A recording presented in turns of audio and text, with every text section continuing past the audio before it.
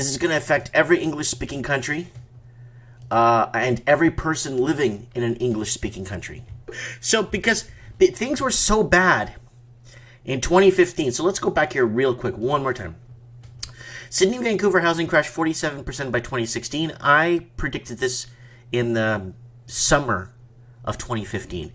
And I was off by a few years. You know why, guys? It's not like, oh, you predicted it for so many years and it finally happened. Good for you. Anyone could do that. No. In a normal housing market, everything runs on autopilot. You don't need government intervention and propping and all that other crap.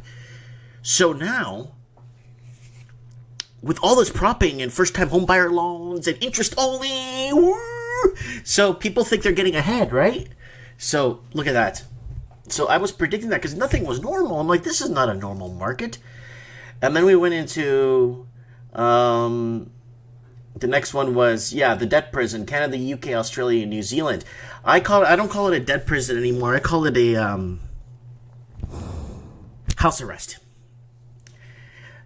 Canada, UK, Australia, and New Zealand right now are under house arrest for their housing. And this was, I posted this on November 11th. It's down here on the right, 2015. That video that got taken down. That's one of my other ones that got taken down. It's no longer on my channel. But there's someone collecting my stuff out there, and they're sending me clips here and there. And I was very happy to see, this one, supply and demand illusion. There was too much pent up. There's too much pent up on the supply versus demand.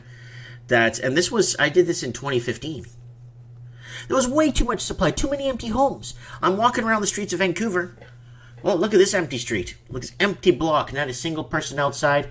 Christmas decorations in the month of June on windows, fences falling over, grass uncut for like 2 years.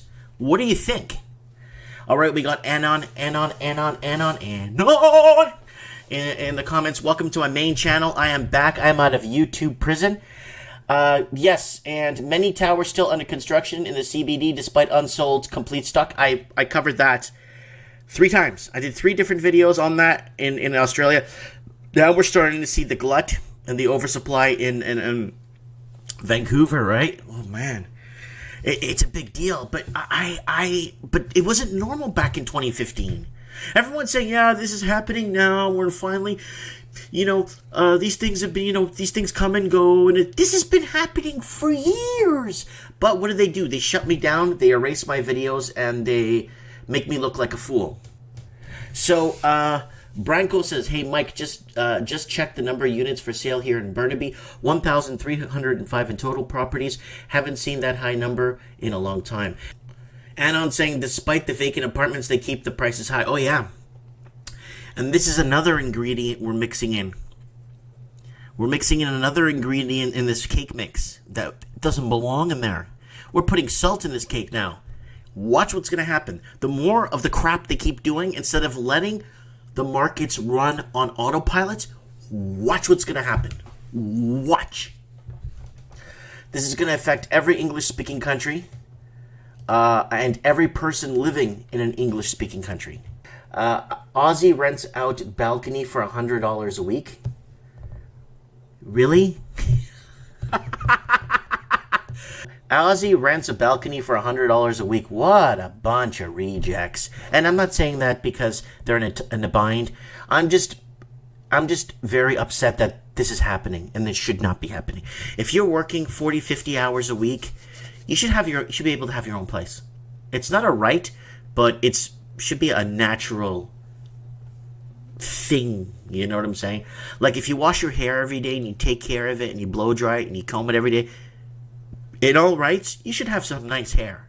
That's what I'm trying to say, More gas on the fire, housing crisis being propped. I covered that yesterday. That was the working on finding ways to keep the housing crisis going. A lot of governments in your area. Would you live in a closet? That's what's happening. People are renting out closets in Vancouver. Canadian real estate prices go negative for the first time since 1980 something. I can't remember. Australia's 133 billion property slide. Covered that 2 days ago. A couple other people just covered that recently. I just saw that. All these real estate housing experts coming out of nowhere. If you're a real estate housing expert, a true one, you would have been warning people years ago. Not now. Years ago. So stop bandwagoning your garbage. It's almost like AMTV everywhere. Everywhere I'm going, everyone's starting like an AMTV channel. Whatever's happening, that's what they're talking about. I get it, but stop sounding like you're predicting things and you've been telling people all along when your oldest video is 6 months old. Get off it. Auckland housing market is nothing like Sydney, says the president of New Zealand. Residential real estate foreclosure in Vancouver and Toronto and in the interior too. 45 billion owned by foreign investors. Sydney Melbourne condo oversupply and unfinished condos. I covered that 5 days ago. Housing documentary trailer for my new housing documentary. San Diego's market cooling off. Top 10 most unaffordable cities. Sadiq Omar says, check this out, 400K price reduction on a home. Put a link in the comments, please.